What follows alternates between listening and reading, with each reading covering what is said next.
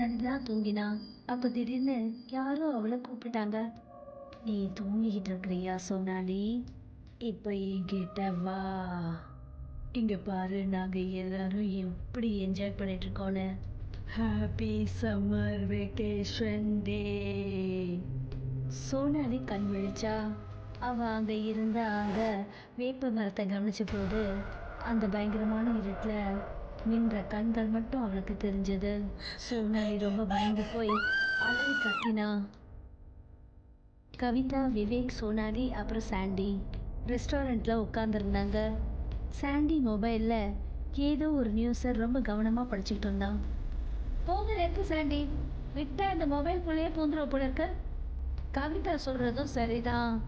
நாம இங்க எல்லாரும் சம்மர் வெக்கேஷன் ஹாலிடேவை பத்தி டிஸ்கஸ் பண்ண வந்திருக்கோம். நீ என்னடா மொபைலை பார்த்துக்கிட்டு இருக்க? நான் மொபைலில் எந்த கிராமத்தை பற்றி படிச்சுட்டு இருக்கேன்னா, அங்கே இருக்கிறவங்க எல்லாருமே சம்மர் லீவில் அவங்க வீட்டுக்குள்ளேயே பயந்து ஒழிஞ்சுக்கிறாங்களாம். நீ என்ன உளறிட்டு இருக்கிற? நீ சொல்றது பொருத்தமா இருக்கா? கோடைக்கால லீவுக்கு எல்லாருமே என்ஜாய் பண்ணுவாங்க. வீட்டில் யாரும் பயந்துக்கிட்டு உள்ளவே இருக்கிறது கிடையாது. உனக்கு சுற்றி பார்க்கறது பழக்கமாக இருக்கும் கவிதா. ஆனால் உண்மை என்னன்னா, இங்கேருந்து 500 கிலோமீட்டர் தூரத்தில் அப்படி ஒரு கிராமமும் இருக்குது. அங்கே ஜனங்க வெயிலால் பயந்து போய் அவங்க வீட்டை விட்டு வெளியே வராமல் ஒழிஞ்சிக்குவாங்களாம். அப்படி என்ன விஷயம் இருக்கு? அந்த கிராமத்தோட பேர் பிச்சுவா கிராமம். பிச்சுவா கிராமத்து ஜனங்க ஒரு டயனோட பயத்தினால தான் வெளியவே வரமாட்டாங்களாம்.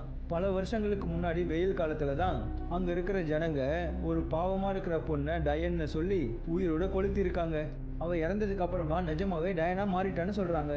அப்புறம் எப்போல்லாம் வெயில் காலம் ஆரம்பிக்குதோ அந்த டயன் அந்த கிராமத்திலேயே சுற்றிக்கிட்டு இருக்குன்னு சொல்கிறாங்க. What nonsense! நீ என்ன உளறிட்டு இருக்க? இப்போ இருக்கிற உலகத்துலேயும் இந்த ஜனங்க எல்லாம் இதை நம்பிக்கிட்டு இருக்காங்களா? சோனாலி எல்லாரையும் பார்த்துட்டு என்ன சொன்னான்னா, அவன் சொல்றது உண்மைதான். இவன் எந்த கிராமத்தை பத்தி பேசிட்டு இருக்கானோ அங்கதான் என் அம்மா வீடு இருக்கு. பிச்சுவா கிராமத்தில் தான் உன்னோட அம்மா வீடு இருக்கா? ஆமா சாண்டி, எனக்கு நல்லா இருக்கு. வெயில் காலத்துல மொத்த கிராமத்துலயும் துக்க சூழல் சூழ்ந்திருக்க மாதிரி இருக்கும். அது சரி, அந்த டைனை நீ உன் கண்ணால இது வரைக்கும் பார்த்துருக்கியா? அங்க இருக்கிறவங்க எல்லாம் மூட நம்பிக்கை உள்ளவங்க. இந்த மாதிரி விஷயங்களை நான் நம்புறது கிடையாது. அப்படின்னா ஒரு விஷயம் உறுதி, நாம எல்லாரும் நம்மளுடைய சம்மர் வெக்கேஷனை உங்க பாட்டி வீட்டுல கொண்டாடுவோம்.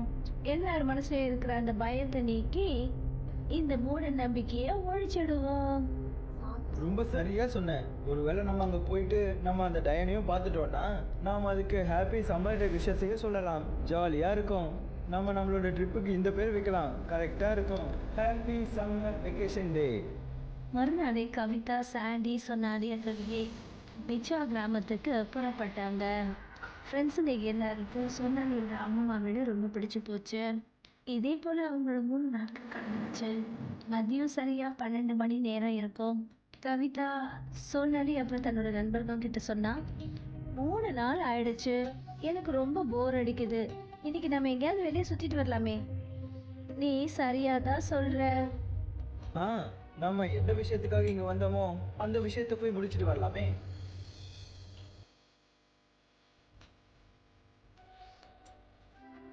அப்போ திடீர்னு சோனாலியோட பாட்டி அவங்க எல்லாருக்கிட்டையும் சொன்னாங்க, பசங்களா, நீங்களாம் சிட்டியை சேர்ந்த பசங்கன்னு எனக்கு நல்லா தெரியும். அப்புறம் இந்த பேய் பிசாசுங்களை பற்றியெல்லாம் நம்ப மாட்டீங்கன்னு எனக்கு தெரியும். நேற்று ராத்திரி நீங்கள் பேசுனது எல்லாத்தையும் நான் கேட்டுட்டேன்ப்பா.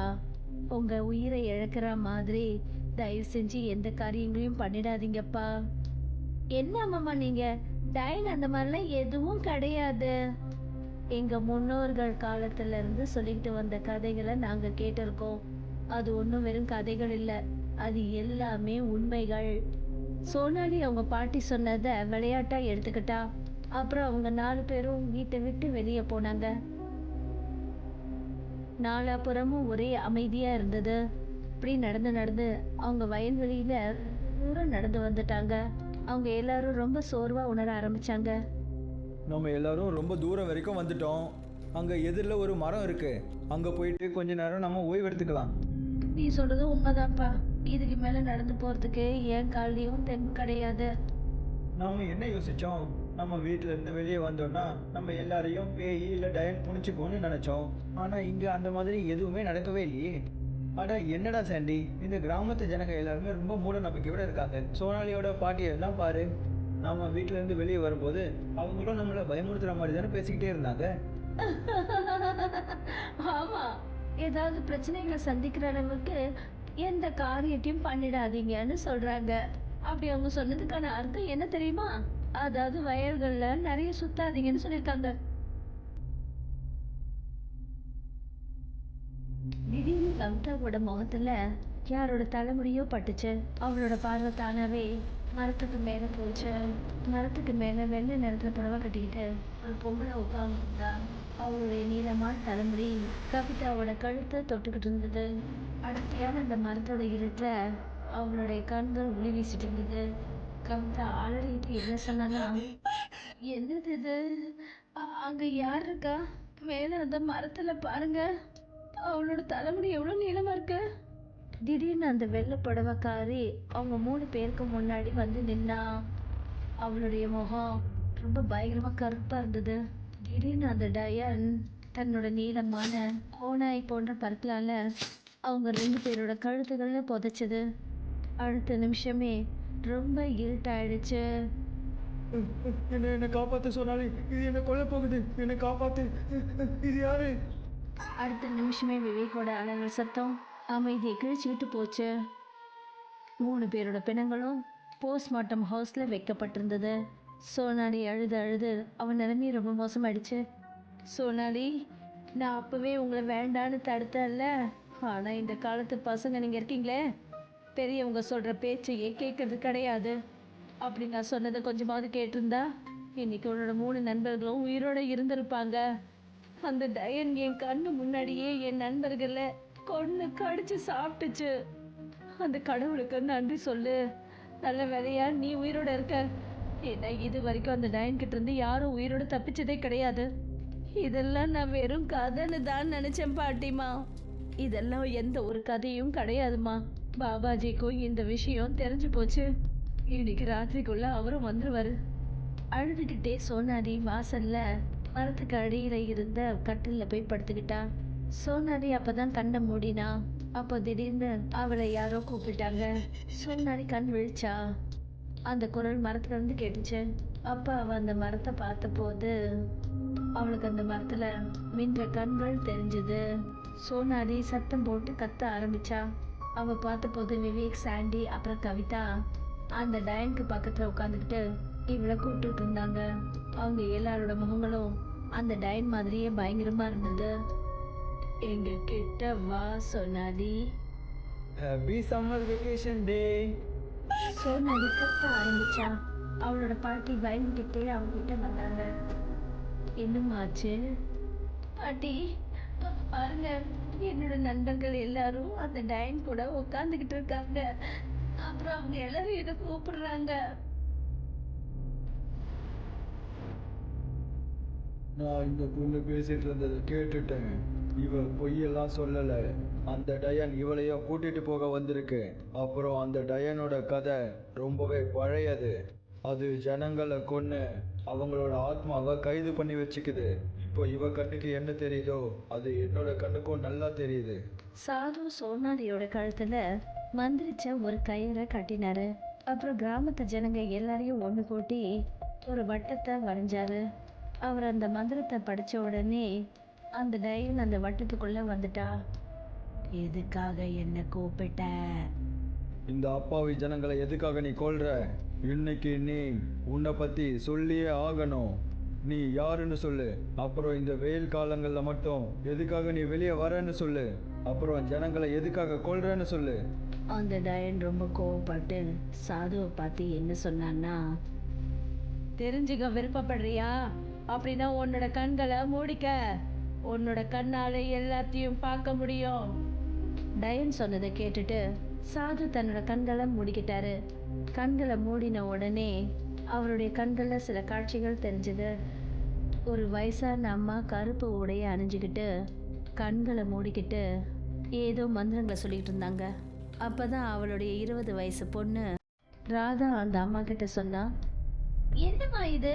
நீங்க மறுபடியும் ஆரம்பிச்சிட்டீங்களா? உங்ககிட்ட நான் எத்தனை தடவை சொல்றது, இது எல்லாத்தையும் விட்டுடுங்கன்னு. தந்திர மந்திரங்கள் பண்றது ரொம்ப தப்பு. உங்களுக்கு தெரியுமா, உங்களால கிராமத்து ஜனங்க கிட்ட நான் எவ்வளவு கஷ்டங்கள் அனுபவிக்கிறேன்னு? ராதா சொன்னதை கேட்டுட்டு அவளுடைய அம்மா கண்ணை திறந்தாங்க. அப்புறம் ரொம்ப கோவத்தோட ராதாவை பார்த்துட்டு சொன்னாங்க, உன்கிட்ட எத்தனை தடவை சொல்லியிருக்கேன், நான் மந்திரங்களை சொல்லிட்டு இருக்கும்போது என்னை தடுக்காதன்னு. இந்த மந்திரங்கள்லாம் எவ்வளோ சக்தி வாய்ந்ததுன்னு உனக்கு தெரியாது. போதும், நிறுத்துங்கம்மா, நிறுத்துங்க. உங்களுக்கு சொல்லி சொல்லி அப்பாவும் இந்த உலகத்தை விட்டே போயிட்டாரு. ஆனா நீங்க எதையும் புரிஞ்சுக்கவே இல்லை. இப்ப நானும் பெரிய பொண்ணு ஆயிட்டேன். ஒரு பொண்ணு பெரியவங்க ஆயிட்டா அந்த பொண்ணை இன்னொருத்தவங்களுக்கு கைப்பிடிச்சு கொடுக்கணுன்ற கவலை அம்மாவுக்கு இருக்கணும். ஆனா நீங்க, ச்சே, நான் யாரும் சொல்லிக்கவே எனக்கு வெக்கமா இருக்கு. உனக்கு தந்திரன் மந்திரங்கள் கொண்ட சக்தி இருக்கு. நான் இப்பவும் சொல்றேன், என்கிட்ட இருந்து தந்திரங்கள் கற்றுட்டேன். நீ எந்த பையனை விரும்பலையோ அவனையே என்கிட்ட வரணும். இப்படி உலகிறத நிறுத்துங்கம்மா. ராதா இவ்வளவுதான் சொன்னா. அப்பதான் கிராமத்து ஜனங்க சில பேர் அங்க உள்ள நுழைஞ்சிட்டாங்க. அப்புறம் ராதாவோட அம்மாவை கோவத்தோட பார்க்க ஆரம்பிச்சாங்க. என்ன பார்த்துட்டு இருக்கீங்க? எங்க அம்மா செய்யற தந்திர மந்திரங்கள்னால உங்களுக்கு நிறைய பாதிப்பை ஏற்படுத்திருக்காங்க. நிறைய பேரோட உயிரையும் அவங்க எடுத்துட்டாங்க. அவங்க எல்லாருக்கும் எல்லா அதிகாரமும் இருக்கு. இவங்க செஞ்ச பாவங்களுக்கு தண்டனை கொடுக்க. இப்படி சொல்லிட்டு ராதா அந்த இடத்த விட்டு வெளியே போயிட்டா. கிராமத்து ஜனங்க அந்த குடிசைக்கு நெருப்பு வச்சுட்டாங்க. அப்படியா? அப்போ நீ கிராமத்து ஜனங்களை இதுக்காக தான் கொல்றியா? ஏன்னா உன்னோட பொண்ணு உனக்கு துரோகம் பண்ணிட்டான்னா? நீ ரொம்ப சரியா சொன்ன சாது. எப்ப இந்த கிராமத்து ஜனங்க என்ன உயிரோட கொளுத்தினாங்களோ அதுக்கு கொஞ்ச நேரத்துக்கு முன்னாடி நான் எந்த மந்திரங்களை சொல்லி ஜபிச்சுட்டு இருந்தேனோ அந்த மந்திரங்கள் பழிக்கிறதுக்கு இருந்தது. அது என் பொண்ணால அறக்குறையா அப்படியே நின்றுடுச்சு. ஆனா எத்தனை மந்திரங்களை நான் படிச்சேனோ அந்த மந்திர சக்தினால நான் வெயில் காலத்துல மட்டும்தான் என்னால வெளியே வர முடிஞ்சது. ஏன்னா எந்த சமயத்துல என்ன உயிரோட இந்த கிராமத்து ஜனங்க வச்சு எரிச்சாங்களோ அது வெயில் காலம்தான். உன்னோட இந்த மரண விளையாட்டை இன்னைக்கு நான் கண்டிப்பா முடிச்சே தீருவேன். இப்படி சொல்லிட்டு பாபா மந்திரம் செஞ்ச ஜலத்தை அந்த டயன் மேல தெளிச்சாரு. நான் மறுபடியும் திரும்பி வருவேன். இந்த பொண்ணை நான் என்னோட கூட்டிக்கிட்டு போவேன். நிச்சயம் இந்த பொண்ணை என்னோட கூட்டிட்டு போவேன். கொஞ்ச நேரத்துல அந்த டயன் காத்துல மறைஞ்சிட்டா.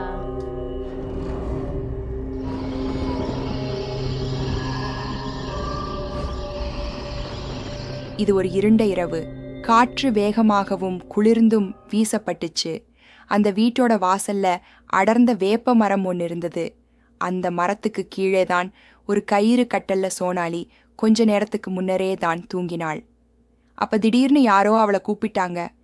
நீ தூங்கிக்கிட்டு இருக்கிறியா சோனாலி? இப்போ என்கிட்ட வா. இங்க பாரு, நாங்க எல்லாரும் எப்படி என்ஜாய் பண்ணிட்டு இருக்கோம்னு. Happy summer